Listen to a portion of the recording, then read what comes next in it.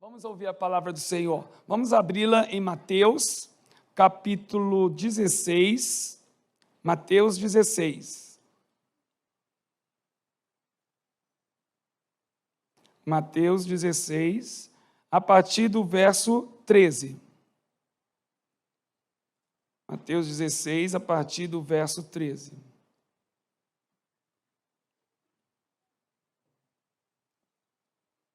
Lemos assim a palavra.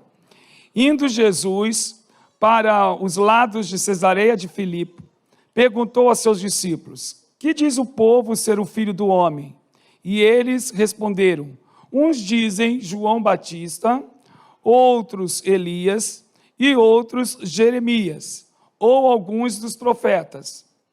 Mas vós, continuou ele, quem dizeis que eu sou? Respondendo Simão Pedro, disse: tu és o Cristo, o Filho do Deus vivo.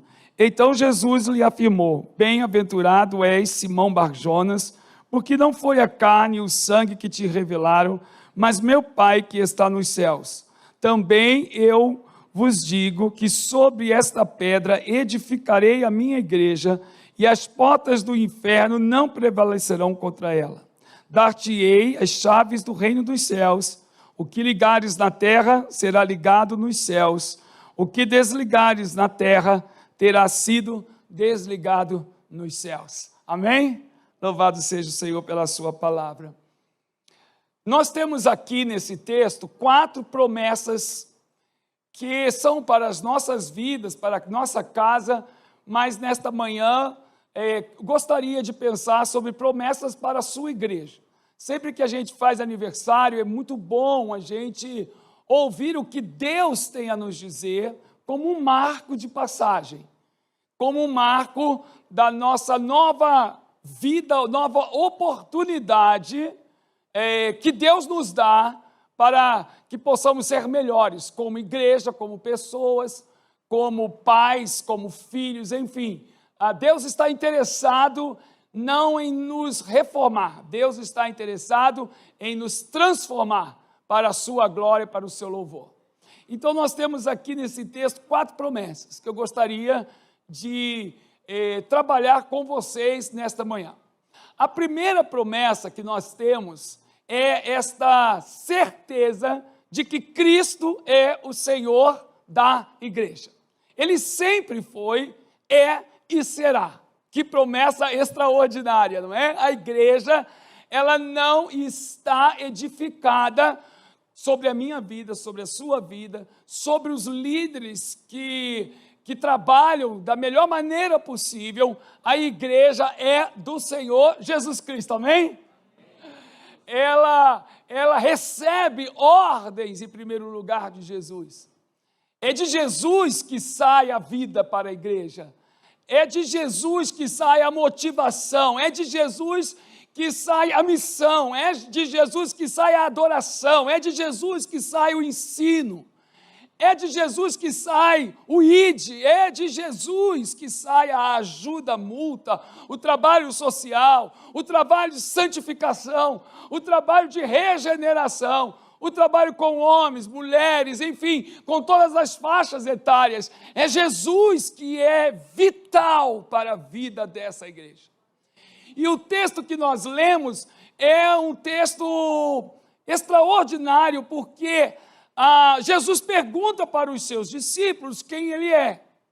E, na verdade, os discípulos têm uma imagem de Jesus de um homem severo. Quando há o relato dos profetas, que eles falam que alguns dizem que Jesus eles não pegam profetas tranquilos, eles pegam profetas rigorosos, profetas que trazem uma mensagem muito pesada sobre o povo e comparam Jesus assim.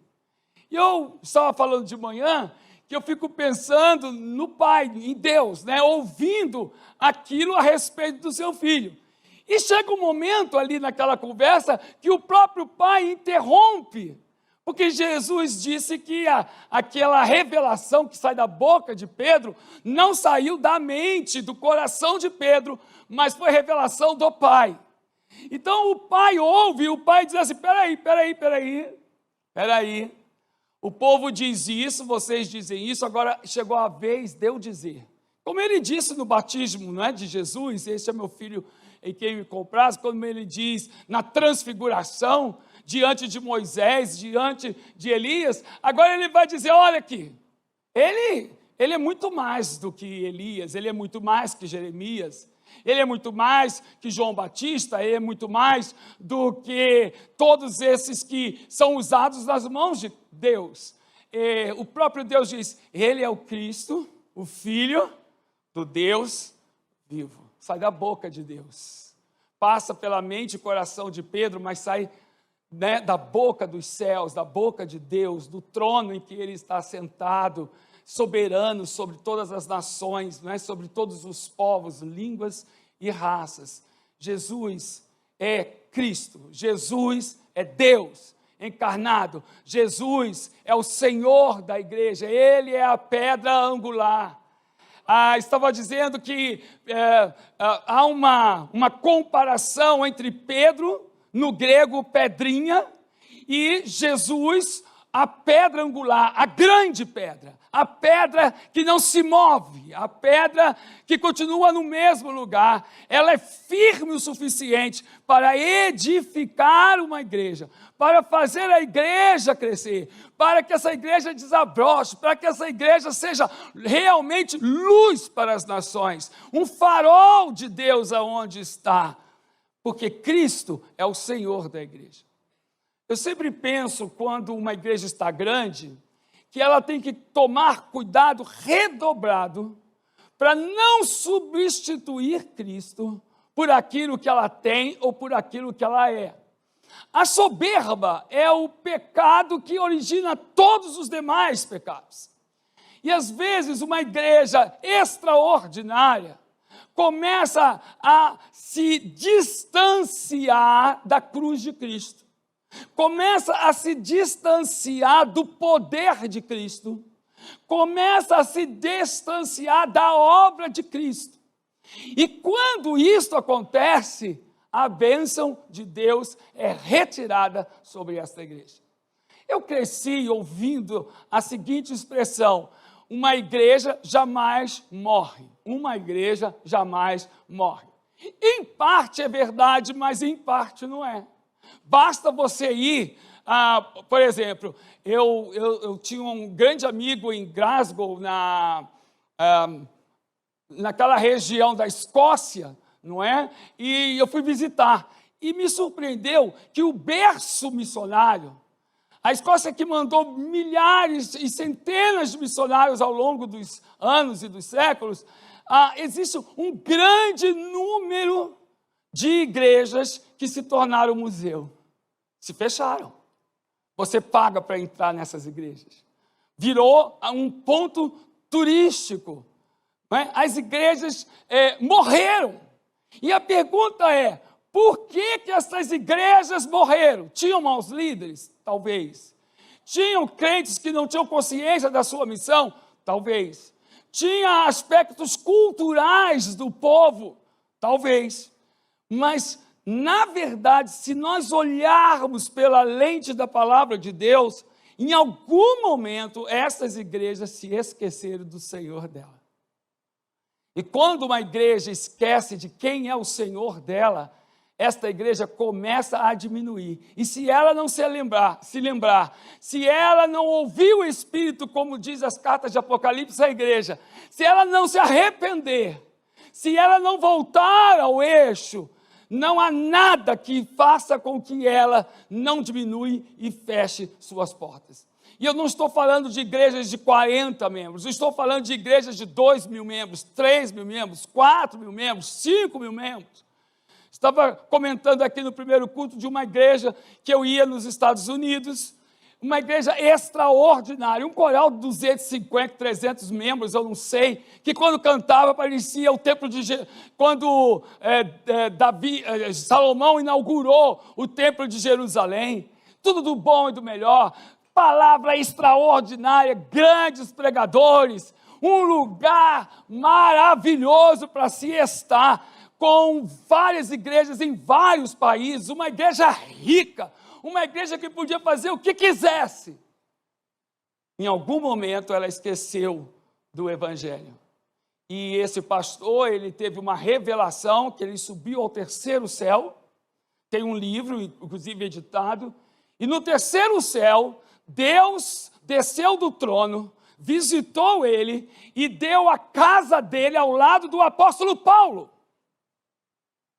E ele começou com essa teologia no meio da igreja, dizendo que havia casas e lotes no céu.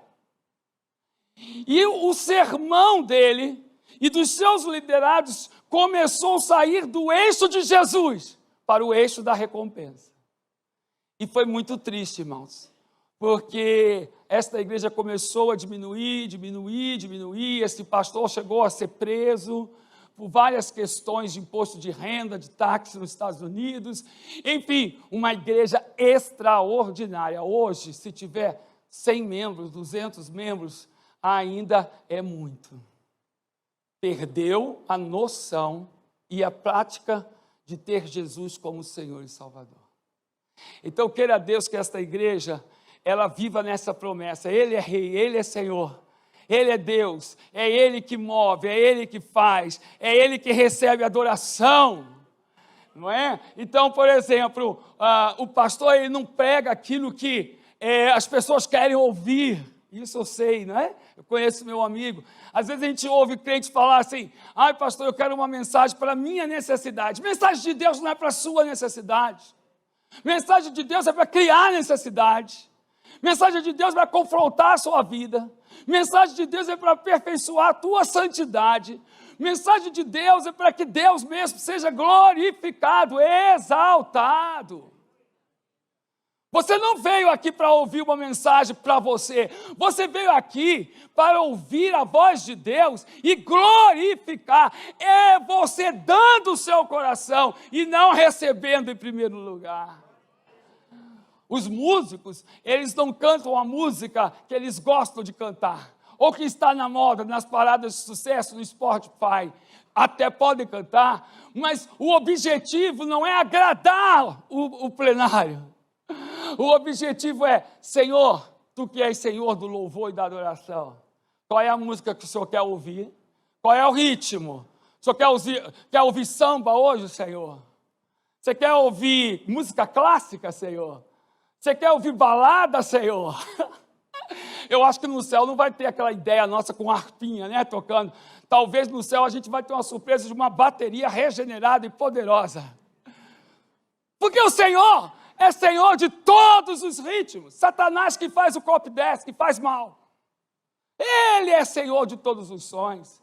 Então, quando os músicos sobem no altar, quando um pastor sobe no altar para ministrar a intercessão, quando um membro da igreja sobe no altar, ele está prestando culto a Jesus e não a ele mesmo. Esse é o problema muitas vezes de palma na igreja, não é? Eu gosto de bater palmas na igreja. Eu acho que o evangelho nos libertou. Temos liberdade nas mãos, nos pés, no corpo, para adorar o Senhor. Só que as palmas a gente tem que ter bem claro que é para Jesus. E aí, se o irmãozinho canta mal, se a gente está com a ideia de louvar o Senhor, a gente bate palma. Se canta bem, a gente canta. Mas às vezes na prática, a gente bate palma pela performance da pessoa. Não é? E aí cria vaidade, aí cria confusão no meio da igreja. Toda palma, todo louvor, toda adoração é a esse Cristo que é Deus, que o próprio Senhor falou. Então você bate palma agradecendo ao Senhor o fato de você estar aqui, o fato de você estar vivo, o fato de você estar com a sua família, o fato de que Jesus pode mudar a realidade da sua casa, pode te dar esperança, porque Cristo, quando entra na vida de alguém, não tem como essa pessoa ser diferente. Ele é Senhor. Essa igreja, eu creio que vai crescer cada dia mais, porque o púlpito é centrado na palavra, e eu espero que você venha aqui para adorar ao Cordeiro de Deus. Como é que a gente adora esse Jesus, hein? a gente adora com um coração humilde, a gente adora com um coração frágil, a gente adora com um coração pecador, a gente adora com a nossa voz, com o nosso corpo. É como aquela mulher que foi na casa de Simão e ele estava prestando culto ali, ele estava recebendo a Jesus, e ela quebra todos os protocolos, né? Ele era mestre, ele era fariseu, ele deve ter escolhido os melhores pratos, né? O melhor cardápio, né? Para Jesus, né? A casa devia estar limpa, né? Todos os servos prontos para receber o rabi. E com todos os protocolos, entra aquela mulher, né? Doida, né? Doida. Vai entrar na casa de um homem que não tem nada a ver com a realidade dela. Ela entra, ela unge, ela cai aos pés, ela enxuga com os seus cabelos. É assim que a gente precisa de crente hoje em dia, quebrando o protocolo, não é? Deixando, né, aquilo que ele tem de mais precioso para se encurvar diante desse Cristo que é Deus, que está pronto para operar. O que Deus está fazendo nesta igreja? É a pergunta.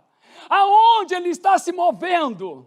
Através de quem Ele está se fazendo presente? Quais são as mãos que se tornam mãos de Jesus?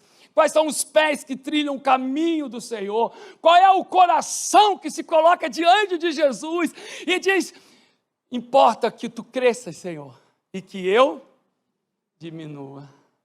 Gente, essa expressão me chama muita atenção, porque às vezes santo de casa não faz milagre, né?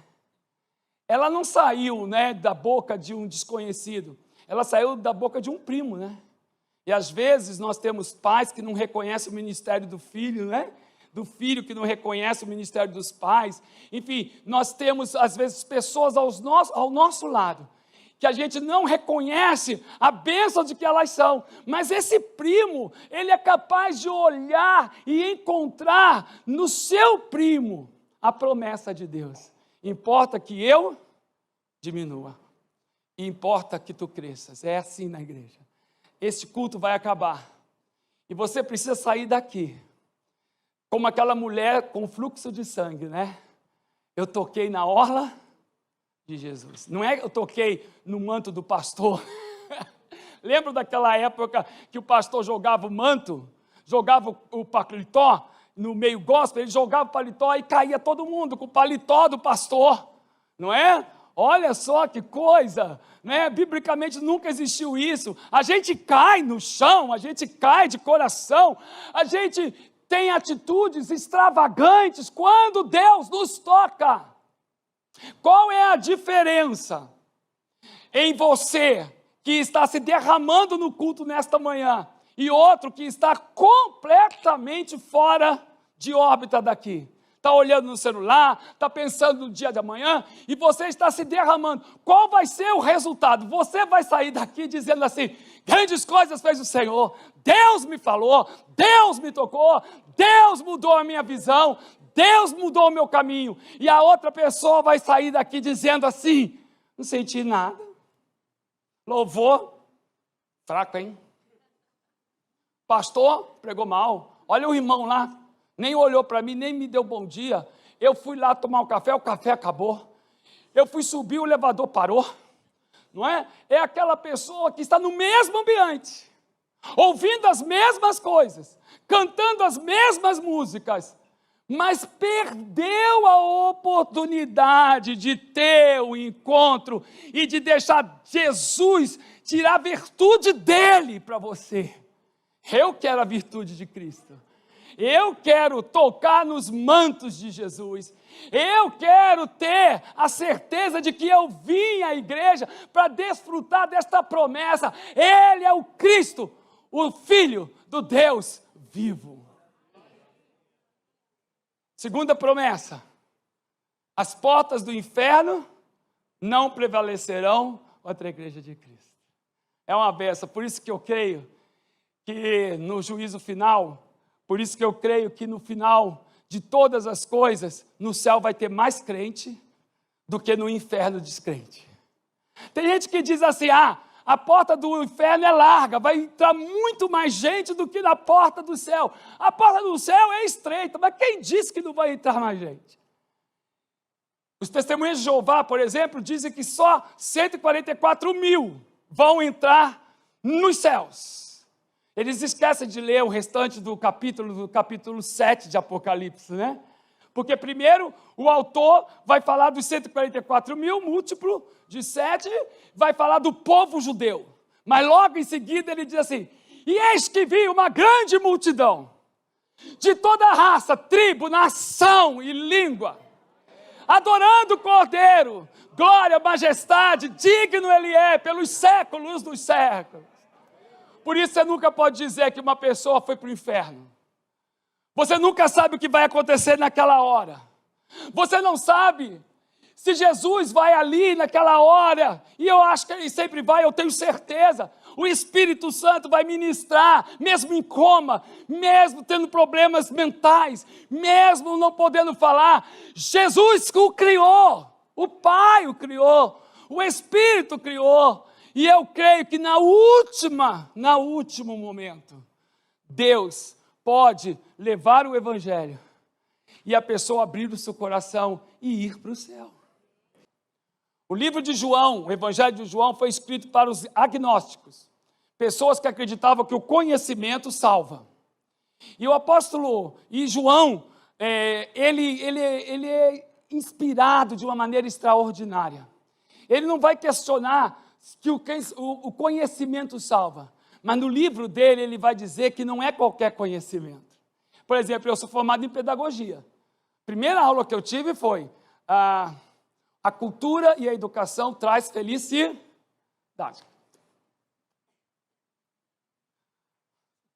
Pessoas excelentes, educadas em várias línguas estão se estudando. Eu morei numa cidade no Rio de Janeiro, nos Estados Unidos, chamada Nashville, tem um rio. Uma cidade com um grau de cultura elevadíssimo. Não tinha uma semana que alguém não se suicidava se jogando do rio. Então, cultura não traz felicidade, não é? Cultura não traz bem-aventurança na vida. Aí a gente tem que dizer, olha, você precisa de Cristo. Você precisa desse conhecimento. E o apóstolo João, ele vai dizer isso, ele vai dizer, olha, o conhecimento que salva, no princípio era o verbo estava com Deus, o verbo era Deus, a palavra de sabedoria. Este conhecimento é que transforma uma vida. Este conhecimento é que faz uma vida ser diferente. Uma vez chegou na igreja uma mulher chamada Elizabeth.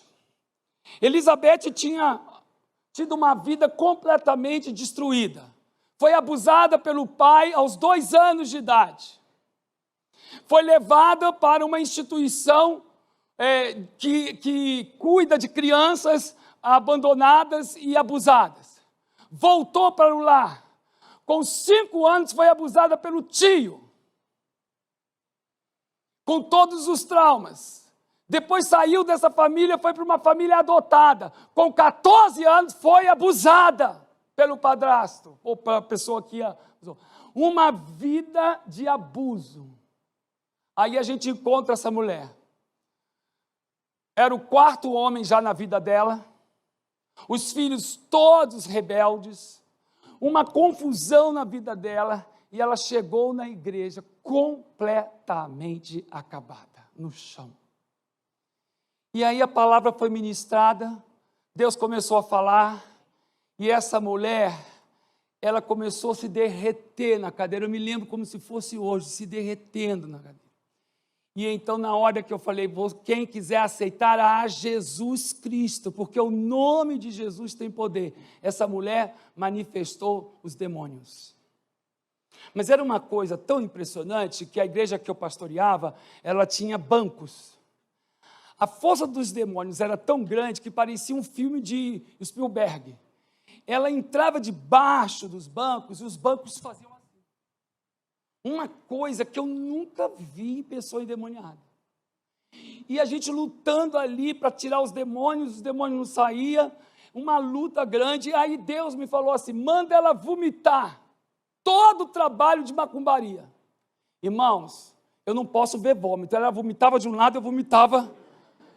Não sabia quem estava endemoniado, ou o pastor, ou ela. Mas eu nunca vi aquilo. Eu já tinha ouvido sobre isso, sobre obra de macumbaria.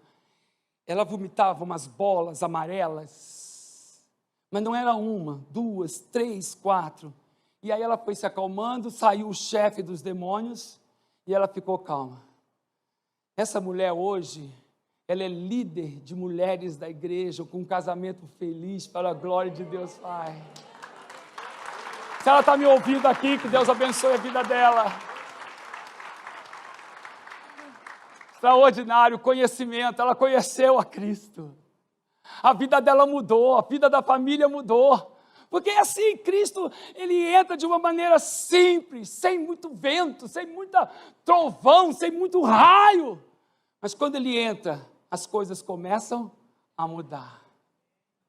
Então, não importa o problema que essa igreja vai enfrentar, não importa o problema que você vai enfrentar e você não sabe como resolver, tenha o conhecimento da palavra, se apegue ao conhecimento da palavra, profira a promessa do Senhor, visivelmente, com a sua voz, dá uma de louco em casa, entra no seu quarto e diz, aqui não, Satanás.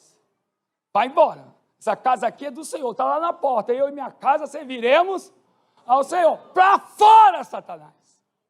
É assim, a gente expulsa. Se você não tem costume de expulsar, você deve, porque Satanás, ele afronta a gente. Ele vai aonde que não é para ir. Ele está aonde que não é para estar. E nós precisamos ter a chave do conhecimento quando as coisas começam a dar errado, tudo errado. A gente deve ter uma postura. E a gente deve orar, Satanás, para Deus, Senhor, me dá força aqui que eu quero declarar uma coisa. Satanás, você não tem poder na vida dos meus filhos, você não tem poder nas minhas finanças. Você não é gafanhoto, eu sou dizimista, eu sou um membro da igreja, eu trabalho na igreja. Você não pode ser devorador na minha casa, porque essa casa é do Senhor. O meu casamento não vai ser destruído.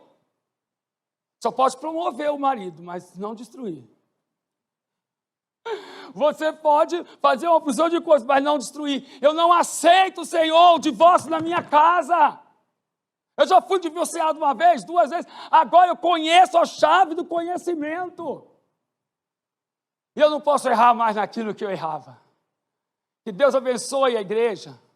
Que essa igreja tenha consciência das chaves que Deus tem dado. As pessoas precisam ser instruídas no Evangelho. As pessoas precisam aprender a andar com Deus. As pessoas precisam ser discipuladas. As pessoas precisam entender que a igreja não está aqui para servir a elas. A igreja está aqui para ser uma voz, uma carta aberta do Evangelho de Deus para a sua vida. É por isso que púlpitos que só ficam dando coisas boas não vão para frente. É hora da gente muitas vezes usar a vara e o cajado para ensinar o povo aquilo que é certo. Esses dias eu estava conversando com um casal lá da minha igreja que tem união estável. Bem, união estável é aceito, né? E eu falei para eles, você precisa casar. Precisa casar. Ah, pastor, mas casamento no papel é só uma performance, é só uma coisa humana. Importa que a gente está junto. Eu falei, bem, realmente, o casamento do papel não vai mudar quem ele é, ou quem ela é. O papel não muda.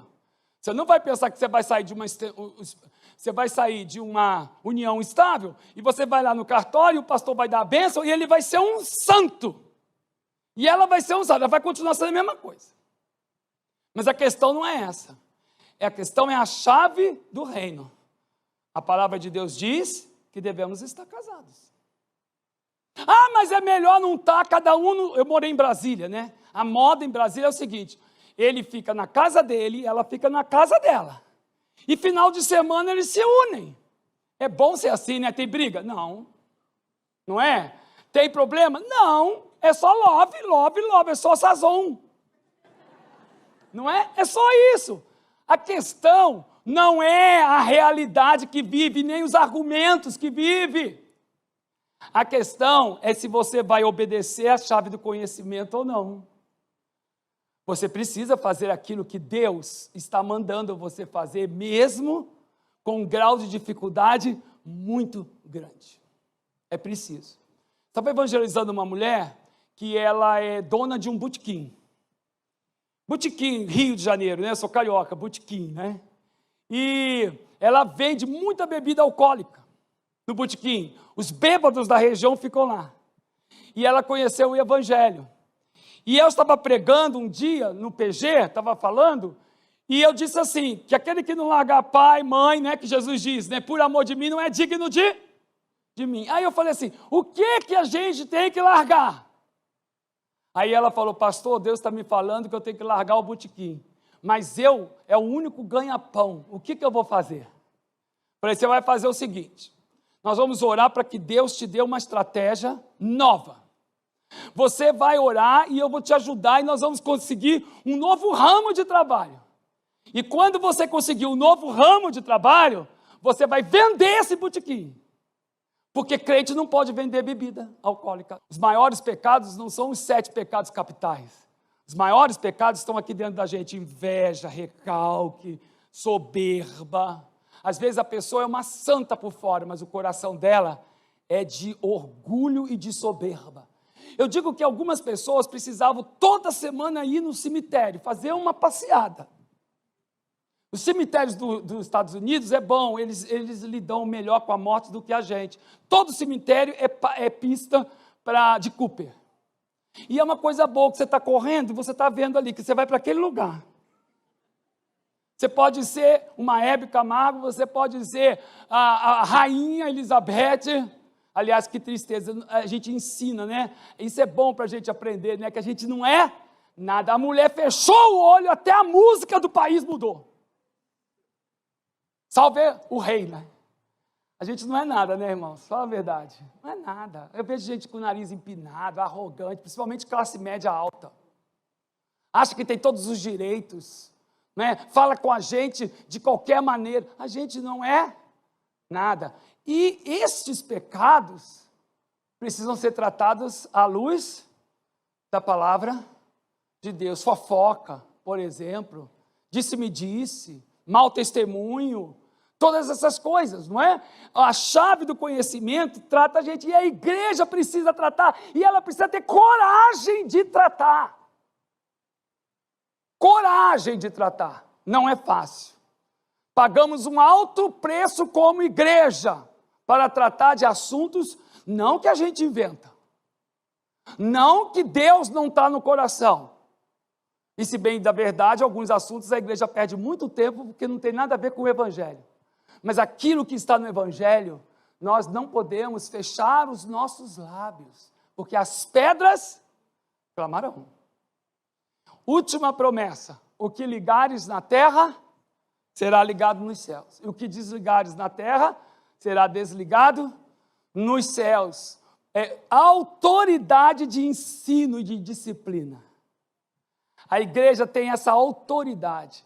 Tem gente que diz assim, Jesus sim, igreja não. Você quer Cristo e você quer decepar a cabeça da igreja, que é Cristo?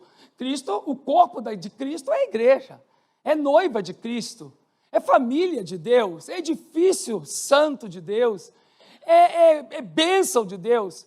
Eu estava falando aqui que eu cresci em igreja. Igrejas boas, igrejas ruins. Eu já vi bufetão na igreja. Eu mesmo levei um tapa na cara de um irmão da igreja. Eu já vi cadeirada na igreja.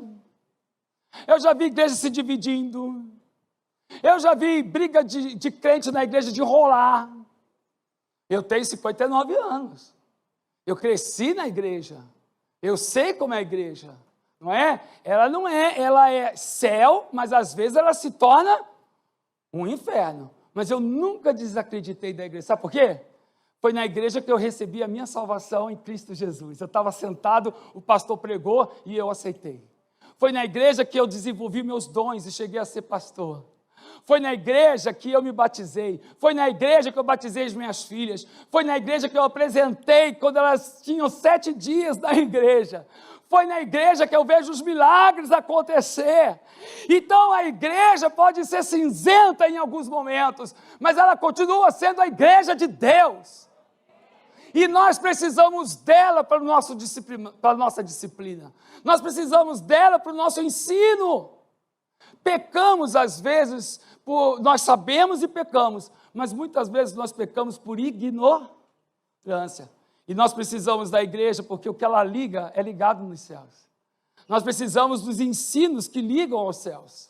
Nós precisamos dos ensinos que não ligam aos céus. Quero contar uma experiência. Eu era pastor da Academia da Força Aérea, eu comecei na Academia da Força Aérea, em Pirassununga. Tinha uma igreja lá dentro. E essa igreja, ela tinha um bom número de sargentos, tenentes e coronel. E eu sempre fui um pregador, comecei o ministério com 23 anos, fui para essa igreja, bem novo.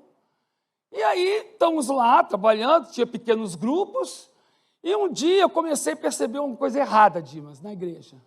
Eu pregava, os crentes tudo aceitando a Jesus. Aí eu cheguei em casa e falei, nossa, amor, Deus está me usando. Deus está me usando, até diácono está levantando a mão, aceitando a Jesus, não é?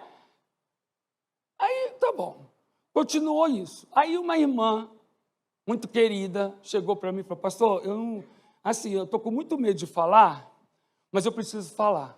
Falei, então fala, irmã, não é? Está falando a mim, é a mim que tem que falar, eu sou o líder da igreja, o que está fazendo? Sabe o irmão que está coordenando o grupo pequeno? Ele está com a doutrina que se você pecar, você deixa de ser crente. Era uma heresia que vinha do Paraná, né? Que é aquele que peca não é filho de Deus. Né? Uma má interpretação terrível, porque o texto diz, aquele que tem prazer no pecado, que vive depravado, esse não é filho de Deus. Então, ele começou a dizer nos pequenos grupos de que ninguém era crente porque pecava. E toda vez que pecasse, tinha que se arrepender e aceitar Jesus como Senhor e Salvador. Aí eu chamei, por essa consciência de ligar e desligar. Chamei e falei, olha, Rubens, o negócio é o seguinte, essa doutrina é assim, assim, assim. Eu não creio.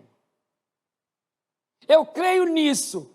Eu falei, mas você tem curso teológico? Você tem alguma base? Quanto tempo de crente você é? Você é novo convertido. Mas Deus já me falou. Eu falei, tá bom. Você vai mudar o seu posicionamento ou não vai? Não vou. Então, essa igreja não tem espaço para você. Ah, pastor, não mandou ver ele embora. Eu não mandei, ele que está se mandando. Está contra a palavra de Deus. Irmãos, eu enfrentei uma luta que os irmãos não podem imaginar. Porque quem está na casa é o Absalão, né? Ele tem tempo, né, de amor e de carinho. E eu sou Davi, que tem que cuidar do reino, né? Então ele tinha o coração das pessoas. Olha, foi difícil. Se ele sair, eu saio. E começou a confusão toda, não é? E começou. No meio da confusão, que estava saindo gente, me liga a delegacia da cidade. Pois não, o senhor pastor olha, fulano de tal foi preso. Por que ele foi preso? É porque descobrimos que ele é pedófilo. Os que estavam querendo sair com ele, saíram? Não. Aí ele foi preso, voltou e começou a fazer um culto na chácara dele de imolar cordeiros vivos. Agora, se eu não tivesse coragem de tomar uma atitude, mesmo quando as pessoas estavam contra, se eu não tivesse zelo pela palavra de Deus, para mim era muito mais fácil deixar, né, irmãos? Eu teria até a minha vaidade lá em cima, porque eu pregava e as pessoas aceitavam, não é? Mas um compromisso. O que a igreja não quer ouvir, que ela precisa ouvir? Qual é o nosso pecado que vai doer e que a gente vai se levantar como rebeldia? Nós precisamos estar atentos ao fato de que a igreja, se ela quer desligar, para que o céu desligue, se ela quer ligar para o céu ligar, ela tem que ter um comprometimento com doa a quem. É lógico que você vai fazer isso de uma maneira abençoadora. É lógico que você vai fazer isso de uma maneira sensata, de uma maneira sábia, num processo de liderança. mas a igreja ela precisa entender que ela precisa ser ministrada. Pessoas precisam ser ensinadas para que possam viver uma vida santa de acordo com a palavra de Deus. Poderia aqui dar vários exemplos de ensinos que nos libertam, ensinos que nos ajudam. Quero terminar esse ponto, terminando o sermão, dizer o seguinte, que eu contei aqui no primeiro culto. Eu sou de família rica, bem de posses, de tudo que você pode imaginar. Meu pai era diretor de um grande banco, e aos 16 anos, o meu pai chega em casa e diz, roubei o banco. Se meteu com a agiotagem, os agiotas fizeram pressão, se ele não fizesse isso, mataria toda a família, e ele acabou fazendo, foi preso durante 4 anos, e o banco pegou tudo que nós tínhamos. Eu sou o mais velho, tenho 3 irmãs, e a minha mãe, e nós fomos morar num quartinho assim, pequenininho, nem banheiro tinha dentro, não é? Aos 16 anos. E eu comecei a gerar no meu coração um ódio profundo do meu pai, um ódio. Eu já tinha problemas com meu pai, porque meu pai gostava de ir para o bar e eu era crente. Então eu não queria ir e isso me distanciava dele. Cada dia mais, eu já tinha problemas com ele. Com isso, eu comecei a ter um ódio profundo dele, com traumas assim terríveis, né? Acho que fiz 20 anos de terapia, não adiantou nada, o ódio continuava, não é? E aí eu me tornei pastor e o ódio continuava, porque aí eu ia visitá-lo, alcoólico, bêbado, eu ia visitá-lo, eu morava em São Paulo, ia no Rio, e toda vez que eu chegava ele fazia 2 perguntas, quanto que você já roubou da igreja? Quantas irmãzinhas você pegou? Básico. E eu voltava para casa em depressão, irmãos, profunda. Mas depressão de ficar num quarto trancado 2, 3 dias. Isso foi até os 34 anos da minha vida. Orando e nada acontecia, eu ia lá e novamente a depressão, e ele não mudava, e eu queria que ele mudasse, e ele não mudava. E a depressão no meu coração. E eu orando, Senhor, tira isso do meu coração. Eu tenho que ligar aqui na terra e ligar no céu, Senhor.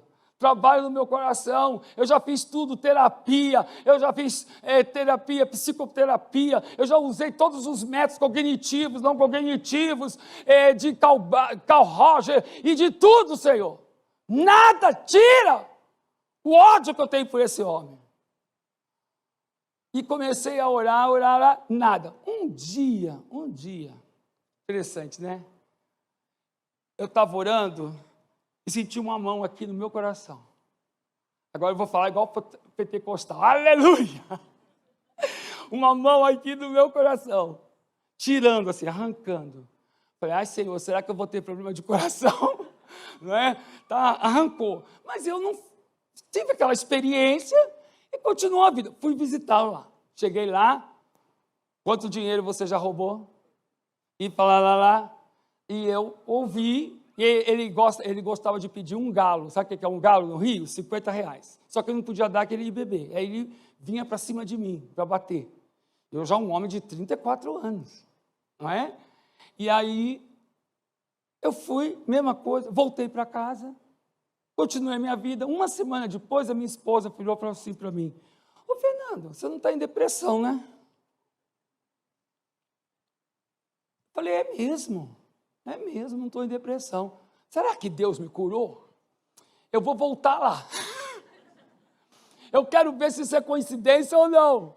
Aí voltei lá, mesma coisa. Cheguei em casa, alegre, feliz. Meu pai não mudou, mas a chave de ligar na terra e ligar nos céus aconteceu na minha vida. O interruptor virou.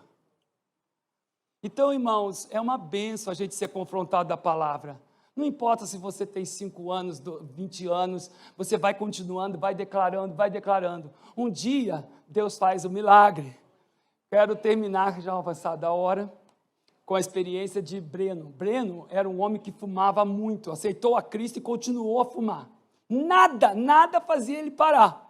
E eu discipulei ele, abria todos os textos da Bíblia, fiz o discipulado de 2 meses, e trabalhando, e ele bebia, e ele fumava. Um dia ele chega para mim e fala: pastor, parei de fumar. Falei: ô Glória, já faz 3 semanas que eu não fumo. Ô Glória, qual foi o texto que Deus falou com você para parar de fumar? Porque ele falou: Deus falou comigo. Eu falei: qual texto? Vai ter contigo, ó preguiçoso, a formiga, vai ter a formiga contigo, ó preguiçoso. Irmãos, eu fiquei indignado com Deus. Eu falei: meu Deus, eu usei todos os textos, tudo é ilícito, todos os textos, e o Senhor vai libertar esse homem com formiga e preguiça? Aí o Espírito Santo falou para mim assim: eu faço como eu quero.